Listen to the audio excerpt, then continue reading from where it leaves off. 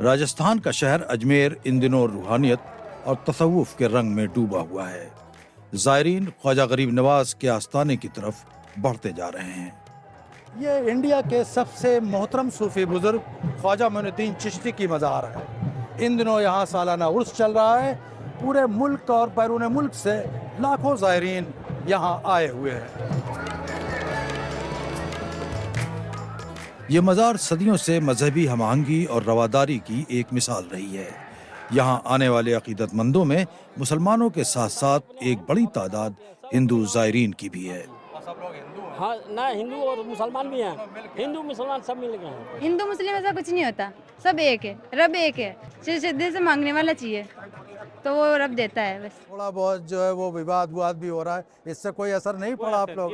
कोई असर नहीं, बहुत सा मदद की यहाँ के मुसलमान भाइयों ने लेके पहुँचाया, दिखाया। बहुत ज्यादा मुरादें, मतलब जो भी मांगते हैं वो इच्छा पूरी हो जाती है। ये एक ऐसा दर है जहाँ पर हिंदू, मुस्लिम, सिख, ईसाई सारे लोग दिल खोल कर उनसे मांगते हैं और वो सब पर अपनी निगाहें गर्म करते हैं। चिराग बुझ गए कितने यहाँ अमीरों के, तेरा चिराग हमेशा जले गरीब नवाज, तेरा चिराग हमेशा जले गरीब नवाज। ख्वाजा गरीब नवाज ईरान में पैदा हुए थे। वो तसव्वुफ की तरफ माइल हुए और ईरान से मुल्तान और लाहौर होते हुए दिल्ली पहुंचे। बाद में वो अजमेर आ गए और पहाड़ों के दामन में अपना मस्कन बनाया और यहीं पर वफात पाई। अपनी जिंदगी में ही उनकी शोहरत और मकबूलियत दूर दूर तक फैल गई थी। इस सूफी फकीर के आस्थाने के दरो दीवार को ममलूकी सुल्तानों से लेकर मुगल शहंशाहों तक ने तामीर कराया है। कई बादशाहों ने इस फकीर के आस्थाने पर आकर अपना खराज अकीदत पेश किया है। लेकिन रवादारी, मोहब्बत और मिली जुली तहजीब का ये मरकज अब एक मजहबी तनाज़े की जद में है। एक सख्तगीर हिंदू लीडर विष्णु गुप्ता ने ख्वाजा की दरगाह के खिलाफ मुकदमा दायर किया है।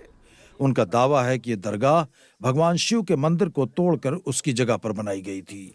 उन्होंने अजमेर की ज़ैली अदालत से दरख्वास्त की है कि इसे संकट मोचन महादेव मंदिर डिक्लेयर किया जाए।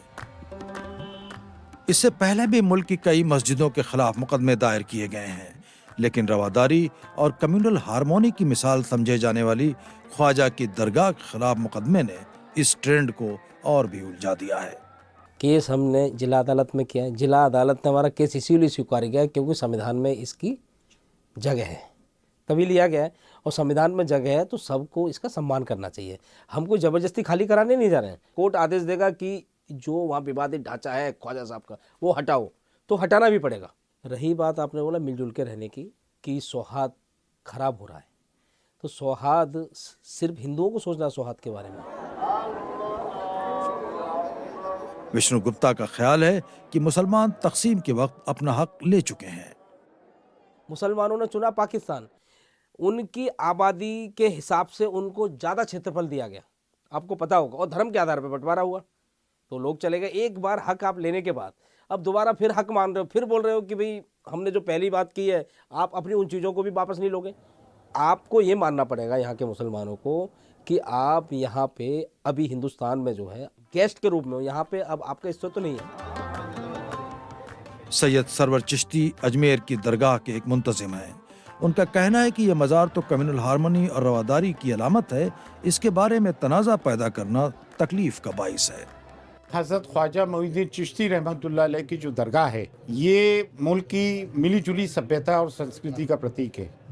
कंपोजिट कल्चर को ये एड्रेस करती है, हिंदुस्तान के प्लुरलिज्म को एड्रेस करती है, और जिस यूनिटी इन डाइवर्सिटी का एक जो तस्वुर है उसको अमली जामा पहनाती है। देखिए, कल माइनॉरिटी मिनिस्टर आए थे, उनके सामने हमने एक बात रखी है कि नरेंद्र मोदी जी की चादर लेकर आए थे, प्राइम मिनिस्टर ऑफ इंडिया की। उनसे कहा कि places of worship act should be implemented in टोटो।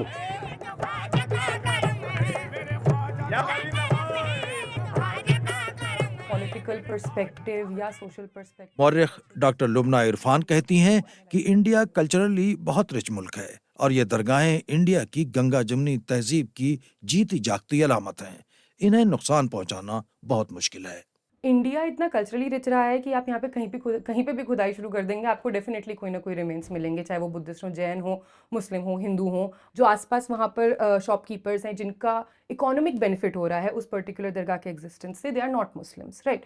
तो अगर ये एक आइडिया ऑफ इंडिया है जो हमको मिल रहा है, जो हमारे एंसेस्टर्स से हमको पास डाउन हुआ है, वो हमारी हेरिटेज है, इसको बहुत टाइम पर बहुत लोगों ने चेंज करने की कोशिश करी, बट आई थिंक इंडिया या इंडियंस इतने कल्चरली रिच और इतने स्मार्ट हैं कि वो उस आइडिया ऑफ इंडिया को शायद कभी भी ओवरकम नहीं होने देंगे।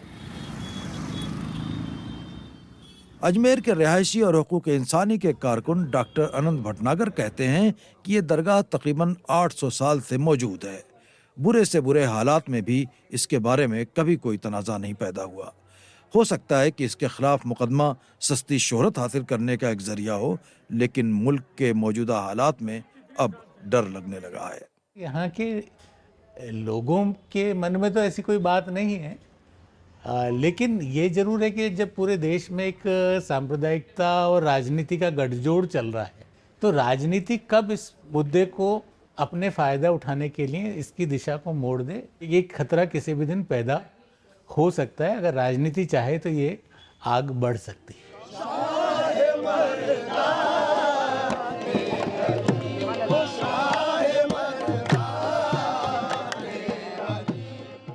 किसी के गुमान में भी नहीं था कि रूहानियत और मोहब्बत का पैगाम देने वाले ख्वाजा की दरगाह के बारे में कोई मजहबी तनाज़ा पैदा होगा। ये सिर्फ रूहानियत का एक अहम मरकज़ नहीं है, ये मिलीजुली सकाफ़त और तहज़ीब का एक पावरफुल सिंबल है। इसके ख़िलाफ़ मुकदमा आइडिया ऑफ इंडिया और इंडिया की हिस्ट्री के लिए एक बहुत सीरियस नज़रियाती चैलेंज है।